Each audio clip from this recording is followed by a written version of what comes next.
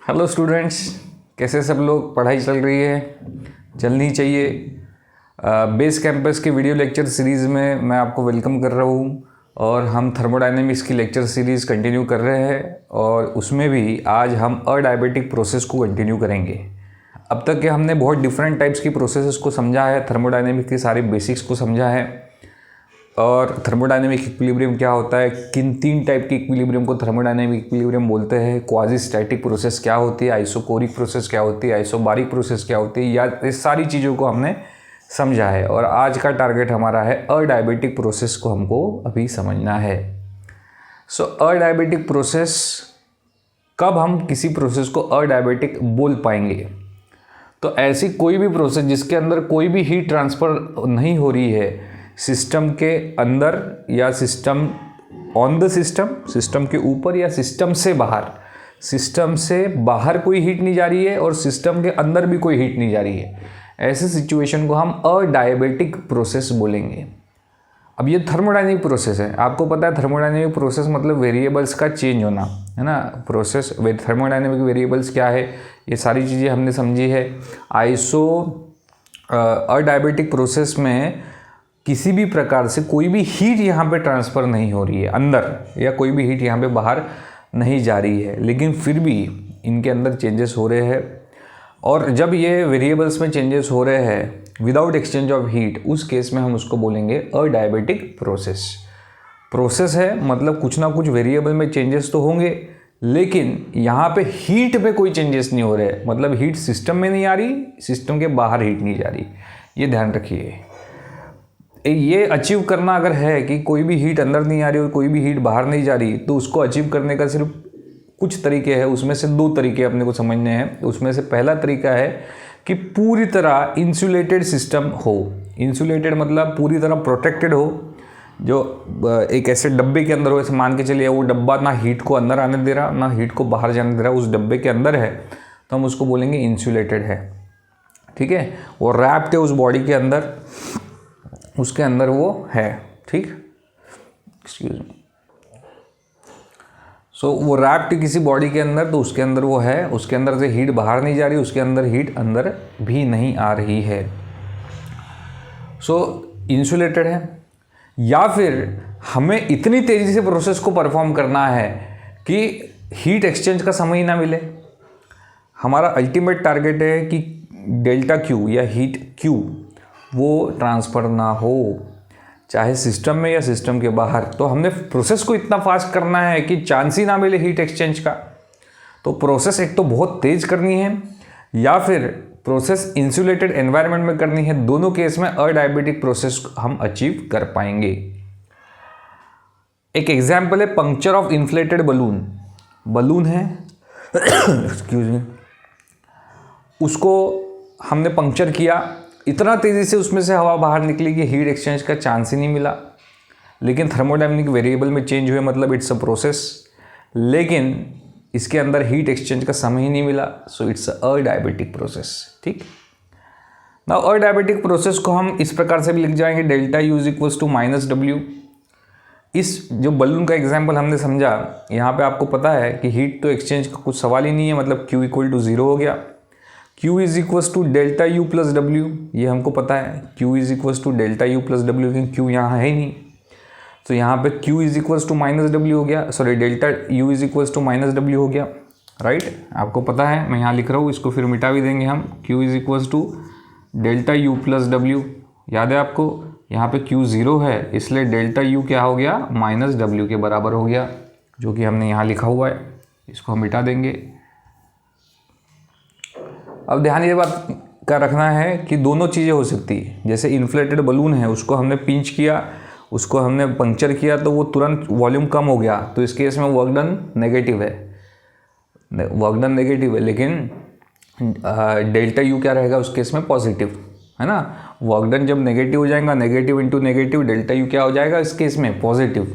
लेकिन हम in case ऐसा समझ लीजिए कि हमने एक झटके में बलून को फुगा भी दिया, इन्फ्लेट कर दिया, तो उस केस में वॉल्यूम पॉजिटिव है। वॉल्यूम अगर पॉजिटिव है तो positive into negative, delta U क्या रहेगा इस केस में, नेगेटिव रहेगा। तो यहाँ पे मैंने लिखा है W is negative when the volume decreases adiabatically and delta U is positive. W जब नेगेटिव है डेल्टा यू पॉजिटिव है, और डब्ल्यू जब पॉजिटिव है डेल्टा यू नेगेटिव है ना, व्हेन द वॉल्यूम एक्सपांड्स अडायबेटिकली। ध्यान रखना इस बात का। यहाँ तक अगर समझ में आ गया है तो आगे बढ़ेंगे। इसका ग्राफ कुछ इस प्रकार से है। ग्राफ का पैटर्न आप समझिए, है ना, किस प्रकार से ये चेंजेस हो रहा है प्रेशर में। तो वाई एक्सिस पे प्रेशर है, एक्स एक्सिस पे वॉल्यूम है। जैसे जैसे प्रेशर में चेंजेस हो रहे हैं, प्रेशर रिड्यूस हो रहा है, वॉल्यूम एक्सपांड हो रहा है। ठीक, प्रेशर जैसे जैसे रिड्यूस हो रहा है वॉल्यूम एक्सपांड हो रहा है इस केस में। So P V to the power gamma, gamma is adiabatic ratio which is a constant, है ना, उसका C P upon C V का रेशो है वो, इट्स अ डायबिटिक कांस्टेंट। इस केस में डायबिटिक रेशो बोलेंगे इसको, कांस्टेंट सी। ये P V to the power gamma is always constant C, और ये गामा का मतलब होता है C P divided by C V का रेशो, इसको अडायबिटिक रेशो बोलेंगे। ठीक है, और उसके अलावा हमको पता है इंटरनल एनर्जी क्या रहती, specific heat at constant volume into change in temperature. ये हमने इसके पहले लेक्चर में भी पढ़ा है। अब हम डिराइव करने की कोशिश करते हैं वर्क डन डिराइव करने की कोशिश करते हैं। Let us derive it. So हमको पता है थोड़ा सा इसमें जगह कम है तो थोड़ा बारीक लिख रहा हूँ, लेकिन बोलते जाऊँगा तो आपको वो समझ में आना चाहिए। So work done is equals to P into delta V, integration from initial volume to final volume, ये हमें पता है। लेकिन यहाँ पे आप देखेंगे तो P का फॉर्मूला यहाँ से आप देखिए P V to the power gamma equal to C है, तो P को हम लिख पाएंगे C divided by V to the power gamma. तो इसको हम लिख पाएंगे integration from initial to final position, P की जगह हम लिख पाएंगे C divided by V to the power gamma into D V. ठीक है, आई होप सबको दिख रहा है। और इसमें से C कॉमन निकल जाएगा, ये V फाइनल है, C कॉमन निकल जाएगा, बचेगा integration from initial position to final position D V divided by V to the power gamma.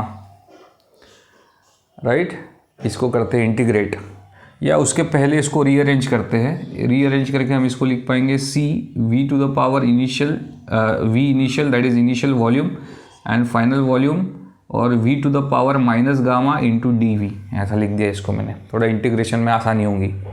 Now will integrate it. थोड़ी जगह कम है इसलिए मैं ऐसा लिख रहा हूँ, है ना। स्टेप्स प्रॉपर होने चाहिए। आपकी स्टेट बोर्ड की बुक को हम रेफ़र कर रहे हैं, उसके अंदर आप स्टेप्स को देख पाएंगे। So C W is equals to C, integrate जब करेंगे तब ये हो जाएगा V to the power minus gamma plus 1 divided by minus gamma plus 1, और यहाँ हम लिमिट लगा देंगे V initial to V final. Integration किया, फिर इसको हम सॉल्व करेंगे, विच इज़ इक्वल टू इसको हम लिख पाएंगे VF। आप देख पाएंगे 1 माइनस गामा कॉन्स्टेंट निकल आएगा, C is equals to 1 minus gamma constant निकल गया, और फिर फॉर्मूला लगा दिया। इसको भी नीचे आप लिख पाएंगे, ठीक, इसको भी आप नीचे लिख पाएंगे like 1 upon V to the power gamma minus 1। Okay, hold, इसको हम लिमिट लगाएंगे V इनिशियल से V फाइनल तक के। ओके, सो यहाँ पे वर्क डन का फॉर्मूला जो बनेगा it will be equals to C divided by 1 minus gamma, और पुट कर देंगे, it will be 1 upon V final to the power gamma minus 1 minus 1 upon V initial to the power gamma minus 1। Okay, ये इसका formula बन गया। Now इसमें भी हम ऐसे चेंजेस कर पाएंगे, यहाँ पे लिख पाऊंगा, यहाँ पे C कांस्टेंट है P V to the power gamma के लिए। जब इस C को मैं अंदर मल्टीप्लाई करूँगा तो C यहाँ पे भी आएगा और यहाँ पे भी आएगा। C को हम लिख पाएंगे, है ना, यहाँ लिखने से अच्छा मैं यहाँ लिख देता हूँ P V to the power P V F to the power gamma,